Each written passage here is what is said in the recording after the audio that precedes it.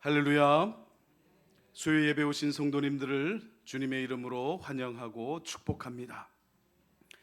하나님의 형통케 하심의 복이 성도님들의 가정과 일터 또 산업 가운데 충만하게 흘러 넘치시길 우리 주님의 이름으로 간절히 축원드립니다. 이 시간에 앞뒤 좌우에 계신 교우 성도님들과 함께 인사를 나누겠습니다. 주님 안에서 사랑합니다. 주님 안에서 축복합니다. 오늘 은혜 많이 받으세요. 아멘. 예, 오늘은 요한복음 4장 20절로 26절까지의 말씀을 가지고서 하나님께서 찾으시는 참된 예배자라는 제목으로 함께 은혜 나누기를 원합니다. 우리 모두가 잘 알고 있는 것처럼 사람은 처음부터 하나님의 영광을 위해 지음을 받았습니다. 사람은 하나님을 찬양하고 하나님을 경배하고 하나님의 성호를 높여드리기 위해 피조되었습니다. 사람이라고 하는 존재와 하나님께 영광을 돌려드리는 것은 서로 분리할 수가 없지요. 그래서 사람 이꼴 하나님께 영광 돌려드림입니다.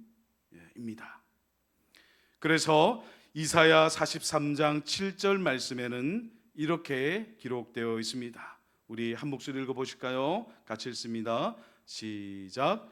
내 이름으로 불려지는 모든 자 곧 내가 내 영광을 위하여 창조한 자를 오게 하라. 그를 내가 지었고 그를 내가 만들었느니라. 아멘. 또 우리 정통 개혁파 장로교에서 잘 알고 있고 믿음으로 고백하는 바 웨스트민스터 대요리 소요리 문답의 첫 번째 물음과 답은 이렇게 되어 있습니다. 첫 번째 물음은요, 사람의 제일 되는 목적은 무엇입니까? 그리고 이에 대한 답은 사람의 제일 되는 목적은 하나님을 영화롭게 하는 것, 하나님을 영광스럽게 하는 것과 영원토록 그를 즐거워하는 것이다. 아멘. 이렇게 사람의 제일 되는 목적은 하나님을 영화롭게 하는 것, 그리고 그 하나님을 영원토록 즐거워하는 것인데, 바로 여기서 우리는 사람이 하나님의 형상으로 창조된 이유를 깨달을 수가 있습니다. 말하자면 사람은 하나님의 형상, 곧 이마고 데이, 이미지 오브 갓이라고 하지요. 바로 사람은 하나님의 형상으로 창조되었기 때문에 비로소 하나님께 영광을 돌려드릴 수 있게 됩니다. 창세기 1장 26절의 말씀을 보시면 이렇게 기록되어 있습니다. 우리 창세기 1장 26절 말씀도 한 목소리 읽어보도록 하겠습니다. 같이 읽습니다. 시작. 하나님이 이르시되 우리의 형상을 따라 우리의 모양대로 우리가 사람을 만들고 그들로 바다의 물고기와 하늘의 새와 가축과 온 땅과 땅에 기는 모든 것을 다스리게 하자 하시고. 아멘. 첫사람 아담과 하와가 에덴 동산에서 하나님의 피조물로 빚어졌을 때 그 첫사람은요, 하나님의 형상과 하나님의 모양으로 지어졌다라고 기록되어 있습니다. 이 형상을 히브리어로 첼렘, 모양을 데무트라고 하는데, 첼렘은 이미지를 말하는 것이고 데무트는 유사하다 혹은 비슷하다라는 뜻입니다. 이처럼 하나님께서는 사람을 하나님을 닮은 존재, 하나님과 유사한 존재로 창조하셨는데, 이것은 궁극적으로는 다 하나님의 영광을 위한 것임을 믿으시기 바랍니다. 온 우주 만물, 이 피조 세계 가운데 오직 사람만이 하나님의 형상과 모양으로 창조되었는데, 이렇게 사람이 하나님의 형상으로 창조되었기 때문에 사람은 하나님께 영광 돌려드리는 삶을 살아갈 수가 있게 된 것입니다. 이런 맥락에서 사람은요, 짐승과는 다른 존재입니다. 사랑하는 성도 여러분, 사람이 짐승과 결정적으로 다른 차이점이 어디에 있습니까? 짐승들은 무엇을 하지 않지요? 짐승들은요, 하나님께 영광을 돌려드리지 않습니다. 그렇습니다. 짐승들에게는 종교가 없고 신앙생활이라는 것 자체가 있을 수 없습니다. 왜 그렇습니까? 짐승들은 하나님의 형상으로 창조되지 않았기 때문에 하나님을 알지도 못하고, 하나님을 알지 못하기 때문에 하나님께 영광을 돌려드릴 수 없게 되는 것이지요. 이런 면에서 사람은요, 아주 특별한 존재이고 정말 특별하다 못해 아주 존귀한 존재가 바로 사람임을 믿으시기 바랍니다.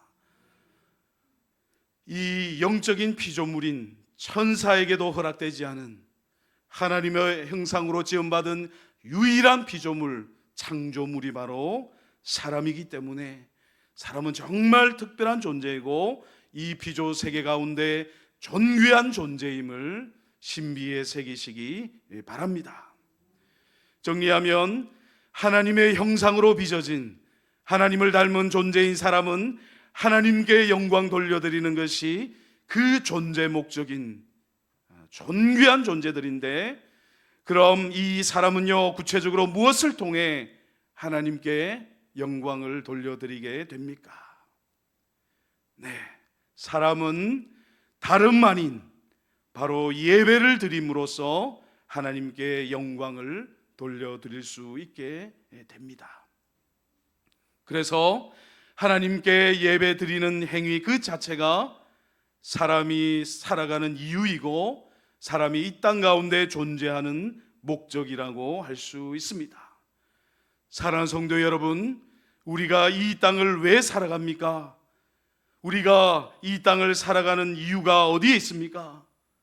우리가 이 세상을, 이 땅을 살아가는 유일한 이유와 목적은요, 바로 하나님께 영광 돌려드리기 위함임을 가슴에 새기시기 바랍니다. 바로 하나님께 영광 돌려드리는 그 일을 예배를 통하여서, 예배하는 삶을 통하여서 비로소 하나님께 영광 돌려드릴 수 있게 됨을 가슴 깊이 보물로서 간직하시기 바랍니다. 우리가 복음을 전하는 이유도 하나님의 영광을 위해서인데, 이 하나님의 영광은 예배를 통해 나타나게 되어 있습니다. 해외에서 또 국내에서 주님의 구원 얻는 영생 복음을 전하게 되는데, 이 선교를 우리가 왜 합니까? 당연히 구원 얻는 복음을 전파해서 죄인들이 주님께 회개하며 돌아오게 하기 위함이지요. 그렇다면 구원받고 나서는 어떻게 해야 합니까? 구원받은 성도는 당연히 하나님께 예배하는 삶을 살아가야 합니다. 우리의 선교 사역, 복음 전파 사역도 궁극적으로는 하나님을 예배하기 위하여서 하나님께 영광 돌려드리기 위한 것임을 잊지 마시기 바랍니다. 그래서 선교를 하고 나서 그 선교지에 무엇이 세워져야 합니까? 그 선교지에 교회가 세워져야 하지요. 교회에서 드리는 예배를 통하여서 하나님께 영광 돌려드리는 것이 우리 신앙생활의 최종적인 꼬린 지점, 곧 귀결점이라는 진리를 명념하시기 바랍니다. 이스라엘 민족도 그랬습니다. 이스라엘 민족이 애굽을 빠져나왔을 때 모세가 애굽 왕 바로에게 뭐라고 말하면서 애굽을 빠져나왔습니까? 여호와 하나님께 제사, 곧 예배드리기 위해 애굽을 나가겠다라고 말했지요. 출애굽기 18장 1절 말씀에 이와 같이 기록되어 있습니다. 여호와께서 모세에게 이르시되 너는 바로에게 가서 그에게 이르기를 여호와의 말씀에 내 백성을 보내라. 그들이 나를 섬길 것이니라. 아멘. 이스라엘 민족이 애굽을 그냥 빠져나온 것이 아닙니다. 이스라엘 민족이 출애굽한 것은 여호와 하나님을 예배하는 민족으로 거듭나기 위하여서, 살아계신 하나님을 섬기며 예배하기 위하여서 애굽을 떠나 광야로 나온 것임을 기억하시기 바랍니다. 광야로 나와서 받은 토라, 그 모든 모세의 율법의 말씀들도 다 여호와 하나님께 예배드리기 위한 것임을 기억하시기 바랍니다. 여호와 하나님께서는 이스라엘 민족에게 제사법을 직접 제정하시며 가르치셨는데, 곧 예배 규례에 관한 모든 말씀들을, 구체적인 그 모든 식양들을 하나도 빠짐없이 직접 다 친히 알려주셨습니다. 그래서요, 하나님께 예배드리는 것은 인간의 본질이고 이것보다 더 중요하고 가치 있는 것은 없습니다. 다른 말로 하면 예배는 생명입니다. 아니, 예배는 생명보다도 더 귀한 것입니다. 우리의 전 존재를, 우리의 핵심을 관통하는 것이 바로 예배라는 이 진리를 확고하게 붙드시는 성도님들, 또 저 되어지길 주님의 이름으로 축원드립니다. 그래서 이 세상 마지막 날에 일어날 일들을 기록한 책 계시록의 말씀에서도 살아계신 하나님께 예배드리는 장면이 흐리지 않고 분명하게 기록되어 있지요. 요한계시록 말씀을 한번 찾아보도록 하겠습니다.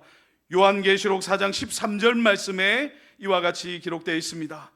우리 요한계시록 4장 5장 13절 말씀을 한 목소리를 읽어보도록 하겠습니다. 같이 읽습니다. 시작. 내가 또 들으니 하늘 위에와 땅 위에와 땅 아래와 바다 위에와 또 그 가운데 모든 피조물이 이르되 보좌에 앉으신 이와 어린 양에게 찬송과 존귀와 영광과 권능을 세세토록 돌릴지어다 하니 아멘.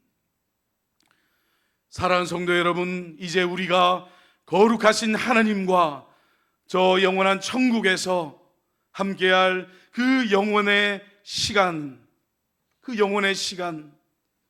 우리가 무엇을 하면서 하나님과 함께 영원의 시간을 보낼 것이라고 생각하십니까? 딴 것이 아닙니다.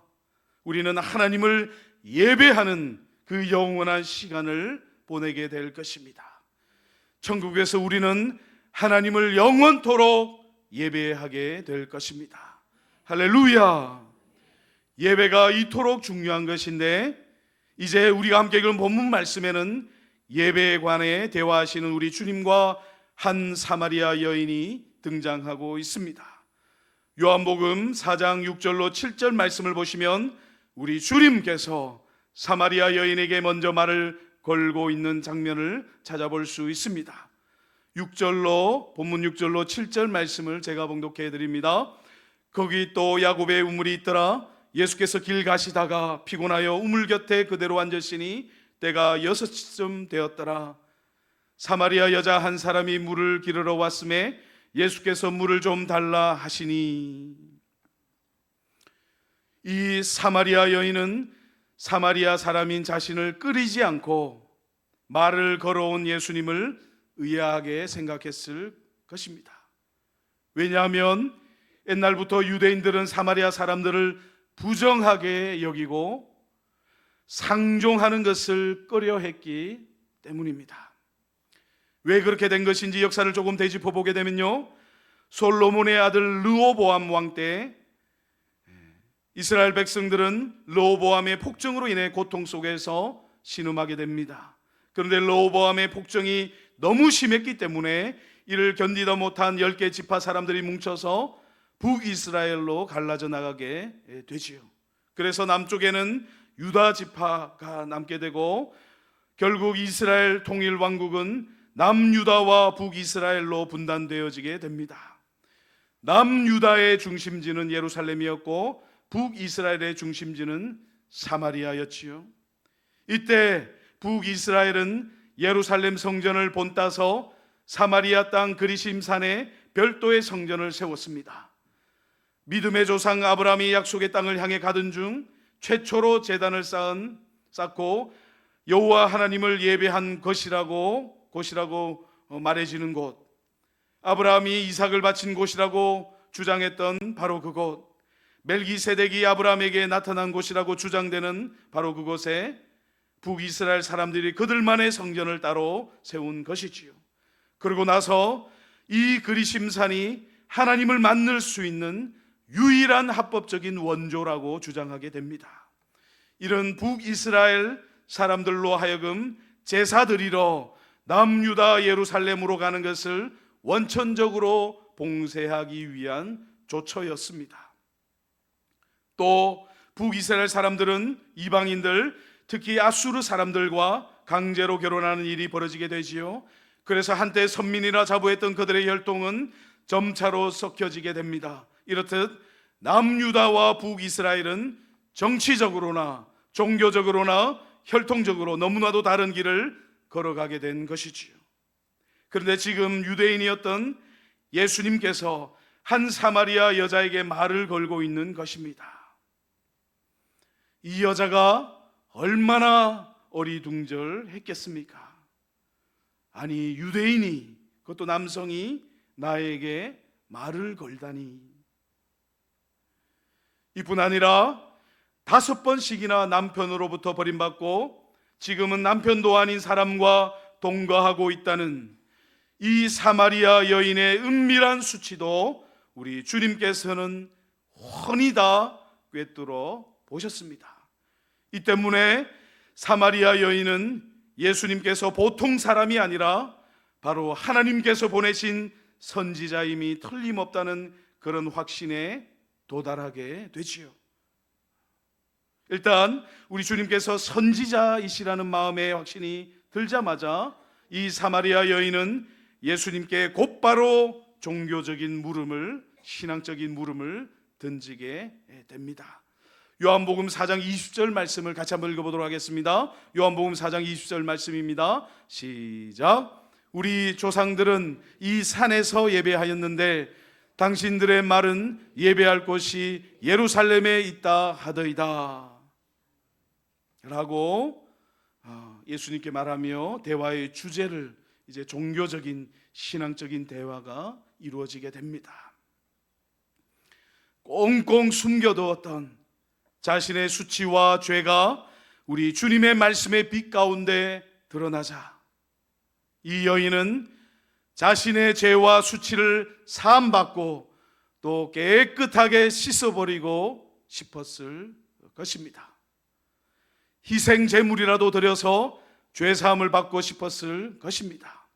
그런데 사마리아 사람이 찾는 성전이 따로 있고 유대인들이 찾는 성전이 따로 있으니 어느 성전에서 하나님께 예배 드려야 하는지, 어느 성전으로 가서 자신의 죄를 사함 받아야 하는 것인지 마음속에 의문이 생겨나게 되고 그 의문을 선지자라 생각한 예수님께 여쭙고 있는 것입니다.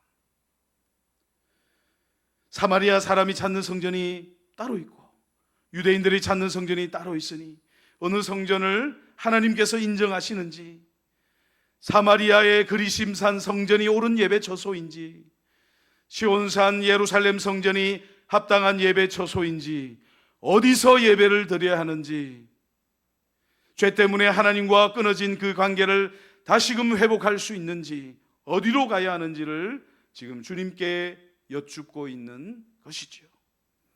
그런데 예수님께서는 당시로서는 대단히 충격적인 성전 이해를 말씀해 주셨습니다. 요한복음 4장 21절 말씀에 이렇게 기록되어 있습니다. 우리 이 말씀도 같이 한번 읽어보실까요? 4장 21절 말씀입니다. 시작. 예수께서 이르시되 여자여 내 말을 믿으라. 이 산에서도 말고 예루살렘에서도 말고 너희가 아버지께 예배할 때가 이르리라. 아멘. 이 그리심산에 세워진 성전에서 예배드려야만 하는 것도 아니고 예루살렘에 세워진 성전에서만 하나님을 만날 수 있는 것도 아니다. 어디서 예배드려야 하는지는 하나님께 본질적으로 중요한 것이 아니다. 한마디로 말해서 하나님의 최우선 관심사는 물리적인 한 장소에 고정되어 자리 잡고 있는 성전이 아니라는 말씀인 것이지요. 사실 하나님께서 이스라엘 민족에게 처음 허락하신 예배 공간도요, 고정식 성전이 아니라 이동식 성막이었지요. 광야를 이동하던 이스라엘 민족이 한 장소에 머무르게 되면 이스라엘 민족 한가운데 성막이 세워지게 되고, 여호와 하나님의 임재를 나타내는 빛나는 구름 쉐키나가 이스라엘 진중 한가운데 나타나게 됩니다. 이렇게 머무르다가 이동할 때가 되면 성막은 접혀져서 눈에서 사라지게 됩니다. 성막은 진중 가운데 머무를 때는 보이다가도 이동할 때는 보이지 않게 되는 것이지요. 이 광야의 성막은 붙박이 고정식 성전과 달리 초라했고 매번 접었다 폈다 하는 그런 불편함이 있었습니다. 광야 생활을 마치고 요단강을 건너 약속의 땅 가나안에 정착하고 나서도 한참의 세월이 흐른 후에 이제 사람들은 눈에 보이는 붙박이 성전을 원하게 되지요. 다윗은 하나님의 성전을 짓고자 했고 마침내 솔로몬 왕 때 예루살렘 성전을 완공하게 됩니다. 온갖 정성을 기울여 건축하게 됩니다. 최고의 재료를 사용해서 화려하고 웅장하게 여호와의 성전을, 하나님의 성전을 건축했습니다. 그리고 성전 제사에도 온 힘을 쏟게 되지요. 그런데요, 이 때문에 서서히 이스라엘 민족 사이에는 성전에 가야만 하나님을 만날 수 있다라는 그런 착각이 생겨나게 됩니다. 하나님은 성전 안에만 계신다고 믿게 되었고, 성전은 곧 하나님이 되는 것이죠. 성전을 모독하는 것은 하나님을 모독하는 신성 모독죄에 해당되게 됩니다. 이젠 본말이 완전히 전도가 되어서 하나님을 위해 성전이 있는 것이 아니라 하나님께서 성전을 위해 존재하는 것으로 생각되기 시작한 것입니다. 그래서 초대교회 최초의 순교자 스데반도 성령으로 충만하여서 사람들의 이러한 오류와 착각을 예리하게 지적하게 되지요. 사도행전 7장 48절로 49절 말씀에 이와 같이 기록되어 있습니다. 이 말씀도 우리 한 목소리 읽어보도록 하겠습니다. 같이 읽습니다. 시작. 그러나 지극히 높으신 이는 손으로 지은 곳에 계시지 아니하시나니 선지자가 말한 바 주께서 이르시되 하늘은 나의 보좌요 땅은 나의 발등상이니 너희가 나를 위하여 무슨 집을 짓겠으며 나의 안식할 처소가 어디냐. 아멘. 사랑하는 성도 여러분, 사마리아 여인을 향한 우리 주님의 대답처럼 성령 충만했던 서대반의 설교 말씀처럼 어떤 성전에서 어디에서 예배 드리는가는 하나님께서 중요하게 보시는 핵심이 아닙니다. 왜 그렇습니까? 기억하시기 바랍니다. 하나님께서는 영이시기 때문입니다. 우리 주님께서는 진리의 말씀으로 알려주시죠. 하나님은 영이시기 때문에 우리가 어디에 있든지 어디로 갔든지 어디서든지 만날 수 있는 분이심을 믿으시기 바랍니다. 그래서 진리적으로 말씀드리면 참된 성전은 오직 우리 주 예수 그리스도 한 분밖에 없음을, 주님의 그 몸이 바로 성전임을, 하나님 거하시는 성전임을 믿으시기 바랍니다. 성전이 있기 때문에 하나님이 거하시는 것이 아니라 하나님이 계시기 때문에 성전이 되는 것이지요. 거룩하신 하나님 계신 그곳이 바로 성전인 것입니다. 이 땅에 사람의 육신을 입고 오신 예수 그리스도께서는 바로 하나님이시기 때문에 하나님께서 거하시는 그 몸이 바로 성전이 되는 것입니다. 요한복음 2장 21절 말씀에 이렇게 기록되어 있습니다. 이 말씀도 같이 읽어보겠습니다. 같이 읽습니다. 시작. 그러나 예수는 성전된 자기 육체를 가리켜 말씀하신 것이라. 아멘. 헤롯이 46년간 지은 성전 말고 죄와 사망 권세를 깨뜨리시고 부활 생명으로 승리하신 우리 주 예수 그리스도께서 참된 성전의 실체가 되심을 우리 주님께서는 진리의 말씀으로 흐리지 않고 분명하고 선명하게 말씀해 주셨습니다. 또 참된 성전이신 우리 주 예수 그리스도와 연합되어 있는 우리가 하나님의 성전으로 지어져 가는 것임을 견고한 믿음으로 고백하시기 바랍니다. 예수님의 몸된 육체가 바로 성전의 실체였고, 예수님께서 하나님이시기 때문에 하나님과 하시는 곳은 성전이 되는 것인데, 바로 머리 대신 예수 그리스도와 연합된 우리가, 바로 교회가 실체적으로는 하나님과 하시는 성전으로 지어져 가게 되는 것입니다. 에베소서 2장 20절로 22절 말씀에 이와 같이 기록되어 있습니다. 너희는 사도들과 선지자들의 터 위에 세우심을 입은 자라. 그리스도 예수께서 친히 모퉁이 돌이 되셨느니라.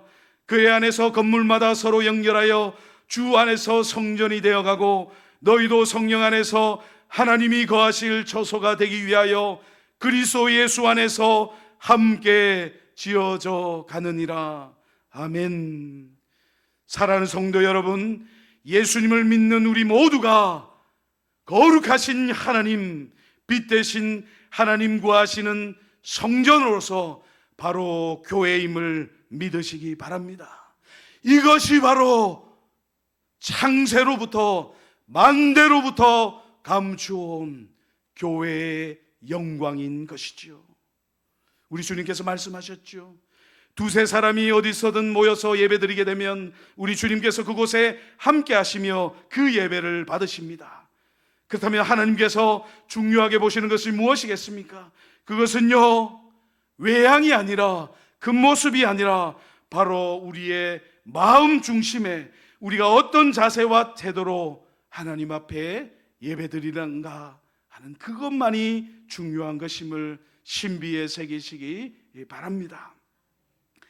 하나님은 영이시기 때문에 어디서 예배드리는가 하는 것은 본질적인 문제가 되지 아니하고, 그리고 이제 성전의 실체는 예수 그리스도이시므로 또 머리 대신 예수 그리스도와 연합된 우리가, 바로 교회가 창세로부터 만대로부터 감추어온 교회, 바로 하나님의 거하실 처소로서 성전의 실체가 됨을 우리 주님께서는 사마리아 여인에게 가르치시고 계신 것입니다. 사랑하는 성도 여러분, 성전의 실체가 바로 교회이고, 교회의 성령 하나님과 하시며 머리 대신 예수 그리스도께서 어린 양으로 하나님으로 자정해 계심으로 아버지 하나님께서 영광 받으시는 예배를 교회에서 올려드릴 때 온 만물이 하나님께 영광을 돌려드리게 되는 것입니다. 그래서 우리 마음 중심, 우리가 어떠한 중심으로 하나님께 예배드리게 하는 것이 바로 가장 중요한, 예수 그리스도께서 우리에게 가르쳐 주시는 핵심적인 말씀의 엑기스인 것이지요. 그래서요, 우리가 하나님께 예배드릴 때는요, 영과 진리로 예배드려야 하는 것입니다. 요한복음 4장 23절로 24절 말씀입니다. 하나님께 참되게 예배하는 자들은 영과 진리로 예배할 때가 오노니 곧 이때라. 아버지께서는 자기에게 이렇게 예배하는 자들을 찾으시느니라. 하나님은 영이시니 예배하는 자가 영과 진리로 예배할지니라. 아멘. 하나님께서는 영과 진리로 예배드리는 자들을 찾으시는 자임을 확고하게 붙드시기 바랍니다. 어떤 물리적인 장소가 중요한 것이 아닙니다. 머리 대신 예수 그리스도께서 참된 성전의 실체가 되심을 믿으시기 바랍니다. 또한 주님의 몸으로 연합되어 있는 우리 모두가 하나님의 성전으로 지어져가는 교회이고, 주님의 몸된 교회를 통해 머리 대신 예수 그리스도께 예배의 자리로 나아갈 때 영과 진리로 정말 하나님께 영광 돌려드리는 그런 마음 중심과 태도로 예배의 자리로 나아가야 함을 가슴에 새기시기 바랍니다. 그래서 우리 주님께서는 우리가 하나님께 나아갈 때 나의 어떠함으로 나아갈 것이 아니라 영과 진리를 통해 나아가야 한다라고 분명하게 못 박으셨습니다. 여기서 핵심적인 것은 바로 영과 진리인 것이죠. 스피릿, 트루스입니다. 루아흐, 베리타스, 알레테이아인 것이죠. 그런데 이 영과 진리는 무엇입니까? 이 영과 진리의 실체는 무엇입니까? 영과 진리는요, 나에게서 나온 것이 아니지요, 사람의 것이 아닙니다. 이 영과 진리는 나에게서 나온 것도 사람에게서, 그 눈에서 나온 것도 아닙니다. 이 영과 진리의 실체가 되시는 분은 다름 아니라 바로 우리 주 예수 그리스도이십니다. 그래서 예배는요, 나의 것으로 나아가는 것이 아닙니다. 예배는 바로 예수 그리스도의 것으로, 영과 진리로 나아갈 때에만 하나님께서 받으시는 예배가 되어짐을 진리의 말씀 가운데 확고하게 붙드시기 바랍니다. 본래 우리는 하나님의 형상으로 지음받은 존귀한 존재, 하나님을 사랑하고 하나님의 뜻에 순종하기를 즐거워하는 존재, 하나님의 기뻐하시는 뜻이 온전히 이루어지는 그런 존재였습니다. 하지만 하나님 앞에서 범죄한 이후로는 거룩하신 하나님 존전에 나아갈 수가 없는 존재로 죄악 구덩이 속으로 떨어져 버리게 되었지요. 그래서 죄인된 우리는 하나님의 영원한 심판이 마땅한 존재였습니다. 이런 우리를 불쌍히 여기시고 이 땅에 오신 분이 누구이십니까? 바로 우리 주 예수 그리스도이시지요.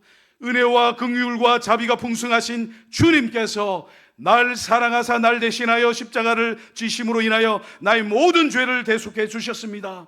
예수 그리스도께서 바로 하나님과 나 사이에 화목제물이 되셔서 죄인된 내가 거룩하신 하나님 존전으로 나아갈 수가 있게 된 것이지요. 할렐루야. 그래서요, 예배는 나의 것으로 나아가는 것이 아니라 영과 진리로 주님께로부터 나온 것으로, 주님의 것으로 주님 앞에 나가야 함을 신비에 새기시기 바랍니다. 주님께서 성취하신 이 십자가 진리가 바로 죄인된 우리가 하나님께 나아갈 수 있는 유일한 근거가 됨을 믿으시기 바랍니다. 다른 길은 없습니다. 다른 방법도 없습니다. 다른 이름도 없습니다. 오직 예수 그리스도 한 분께서만이 우리를 아버지 하나님께로 나아가게 하는 산소망이 되심을 확신하시기 바랍니다. 그래서 영과 진리로 하나님께 나아간다 할 때 이 말씀의 뜻은 하나님의 아들이신 예수 그리스도를 힘입어서 하나님께 나아가는 것을 가리키지요. 길이요 진리요 생명 되신 오직 예수 그리스도를 믿음으로 말미암아 하나님께 나아가는 것입니다. 나의 어떠함으로 나아가는 것이 아니라, 나의 의로움으로 나아가는 것이 아니라, 내가 주인 되고 내가 왕 된 그런 자리에서 하나님께 나아가는 것이 아니지요. 오직 예수 그리스도께서만이 나의 구주와 주가 되심을 고백하며, 내가 주인 되고 왕 된 자리는 이제 우리 주님께 양도하고 나를 다스리고 통치해 주시기를, 주님께서만이 나를 다스리시고 통치하실 수 있음을 고백하며 예수 그리스도께서 십자가를 통하여 베풀어 주신 은혜에 감사하면서 예배의 자리로 나가는 것입니다. 이것이 바로 예배의 엑기스, 예배의 알맹이, 예배의 실체가 되는 것이지요. 결국 아버지 하나님께서는 이렇게 아들의 이름으로 나와 예배하는 자들을 찾으시는 분이심을 확신하시기 바랍니다. 자기의 이름으로, 사람의 이름으로 나오는 자들이 아니라 오직 하나님의 아들 우리 주 예수 그리스도의 이름으로 당신께 나오는 자들을 하나님께서는 한 사람도 버리지 아니하시고 다 받으시는 줄을 믿으시기 바랍니다. 에베소서 1장 12절로 14절 말씀에 이와 같이 기록되어 있습니다. 이는 우리가 그리스도 안에서 전부터 바라던 그의 영광의 찬송이 되게 하려 하심이라. 그 안에서 너희도 진리의 말씀 곧 너희의 구원의 복음을 듣고 그 안에서 또한 믿어 약속의 성령으로 인치심을 받았으니 이는 우리 기업의 보증이 되사 그 얻으신 것을 속량하시고 그의 영광을 찬송하게 하려 하심이라. 바로 죄인된 우리가 십자가의 은혜로 어린 양 되신 우리 주 예수 그리스도로 인하여 은혜를 받아 죄인된 우리가 거룩하신 하나님께 나아갈 수 있는 예배자가 되었으므로 감사하는 마음 중심으로 살아계신 하나님께 나아가 주님의 그 은혜의 영광을 찬미하는 것이 바로 예배의 실체임을 신비에 새기시기 바랍니다. 사랑하는 성도 여러분, 이렇게 우리는 하나님의 영광을 위해 창조되었고 하나님의 영광은 바로 예배를 통하여 온 피조 세계에 찬란하게 비춰지게 됩니다. 사랑하는 성도 여러분, 왕이요 무엇을 손에 들고 있습니까? 귤을 들고 있지요. 통치자를 상징하는 호를 들고 있습니다. 전능자, 창조주, 전지전능하신 만왕의 왕 만주의 주께서는요 통치자의 규 호를 쥐고 계시는데, 이 통치자의 규와 홀이 무엇이겠습니까? 바로 교회이지요. 교회의 영광을 통하여서 온 피조 세계를 다스리는 것이 바로 이 세상 만물이 만들어지게 된 궁극 목적인 것임을 기억하시기 바랍니다. 그럼 이 교회가 무엇입니까? 바로 예수 그리스도께서 머리 되시고 우리는 예수 그리스도의 몸에 붙어있는 지체들인 것이죠. 우리가 어떻게 주님의 몸에 가입되게 되었습니까?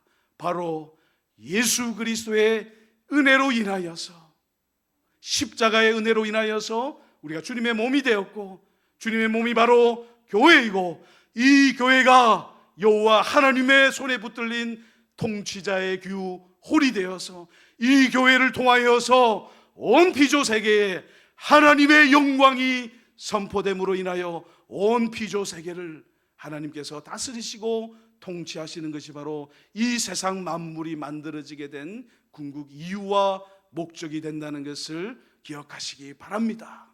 바로 우리가 여호와 하나님께, 우리 주 예수 그리스도께 예배드리는 그 은혜의 영광을 찬미하는 예배를 통하여 온 피조 세계의 영광을 선포하실 뿐만 아니라 그 은혜의 영광을 통하여 온 피조 세계를 다스리시고 통치하시는 것이 이 세상 만물이 지어진 궁극 목적임을 가슴에 새기시기 바랍니다.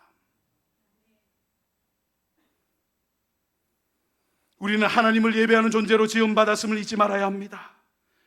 우리의 전 존재를 가지고서 하나님을 예배하는 것이 우리가 이 세상에 존재하는 이유임을 늘 기억하시기 바랍니다. 예배를 통해서 살아계신 하나님을 만나시고 우리 주님의 은혜를 깊이 체험하시는 저와 여러분들 되시길 주님의 이름으로 축원드립니다. 하나님께 예배를 통해 영광 돌려드리시며 나아가실 때 나의 것으로, 나의 어떠함으로 나아가는 것이 아니라 우리 주님의 것으로 오직 영과 진리로 나아가시는 저와 여러분들 되시길 주님의 이름으로 축원드립니다. 오직 영과 진리, 곧 예배에 생명을 거시는 저와 여러분들 되시길 바랍니다. 이처럼 예배를 생명처럼 여긴 수많은 믿음의 선진들이 있었지만 그 가운데에서도 우리는 주기철 목사님을 기억해야 합니다. 주 목사님은 일제강점기라는 그런 영적인 암흑 속에서도 하나님을 향한 예배를 포기하지 않았습니다. 나라가 무너지고 생존을 위해 타협해야 한다는 그런 생각이 판을 치던 시대에 많은 사람들이 어쩔 수 없다라고 말할 때 주기철 목사님은 전혀 흔들림이 없었지요. 일제가 강요하는 신사참배는 겉으로 보기에는 국가 의례처럼 보였지만 그것은 실상 누구를 예배할 것인가를 결정하는 것이 바로 본질적인 문제였지요. 하나님 앞에 무릎을 꿇을 것인가, 우상 앞에 절할 것인가 하는 것이 그 문제의 핵심이었던 것이죠. 다수가 침묵하거나 순종하는 길을 택했을 때 주기철 목사님은 영과 진리를 따르는 길을 홀로 걸었습니다. 그의 선택은요 5자리의 투옥과 혹독한 고문으로 돌아오게 되지요.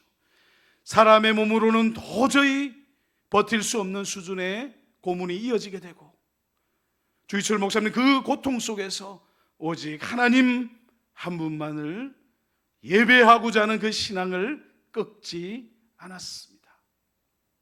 대신 주기철 목사님은 갈보리 언덕에서 십자가를 지고 가시는 예수 그리스도를 떠올렸습니다. 자신의 고통을 절대화하지도 않고 지금 자기가 겪고 있는 그 모든 고난과 순환을 십자가에 달리신 예수 그리스도께 의탁하는 삶을 살아간 것입니다. 주 목사님은 자신이 지금 당하고 있는 그 모든 극단적인 시련들, 정말 활활 타오르는 불, 맹렬하게 타오르는 불 속을 거저 홀로 걸어 들어간 것이 아님을 명념하시기 바랍니다. 그 불 속에는 언제나 주님께서 함께 하셨다는 이 한 가지 진리를, 주님께서 함께 하셨기 때문에 그가 그 길을 걸을 수 있었다는 이 한 가지 진리를 신비에 새기시기 바랍니다.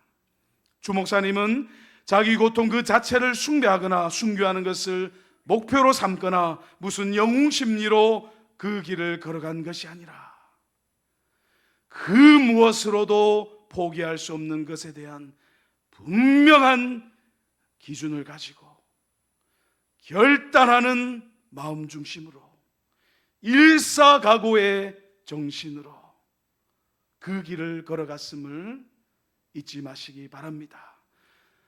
그 분명한 기준이 무엇이겠습니까? 바로 영과 진리인데 곧 우리 주 예수 그리스도의 십자가의 길인 것이죠.